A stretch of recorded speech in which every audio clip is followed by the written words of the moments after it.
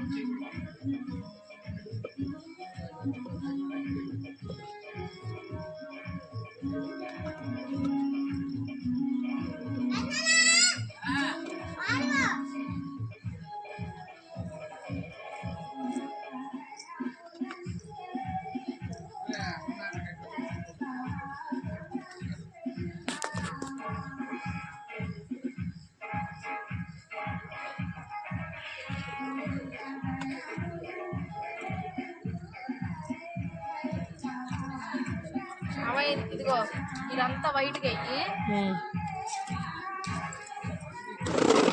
చూసారు కదండి. ఇక్కడ నుంచి అయితే ఇంకా మొత్తం నేను ఇంతవరకు వేసేసి వెళ్ళిపోయాను ఇంటికైతే. మా బాబు ఏడుస్తున్నాడని చెప్పి ఇంకా అవి మొత్తం మా మదర్ని వేయమన్నాను. ఇంకా తర్వాత తను వేస్తా అని చెప్పింది నాకైతే. లేకుంటే తర్వాత అయినా వచ్చి నేను వేసేదాన్ని నీట్గా. తను వేస్తా అని చెప్పి తర్వాత ఇంకా ఏమో నాకు ఇంట్రెస్ట్ పోయింది, వేయలేదు అని చెప్పేసి అంది. సర్లేని ఇంకా నేను కూడా చేసేది ఏం లేక ఇక లైట్ తీసుకున్నాను. ఇంకా ఇదేనండి మా క్రిస్మస్ సెలబ్రేషన్స్ అయితే ఇంక ఇవే అనమాట. ఇక మార్నింగ్ ఏముంది, ఇంకా అందరిలానే చర్చ్కి వెళ్ళాము. చూసారు కదా నా వీడియో ఇప్పటివరకు చూసినందుకు థ్యాంక్ యూ అండి. అలానే సబ్స్క్రైబ్ చేసుకోండి.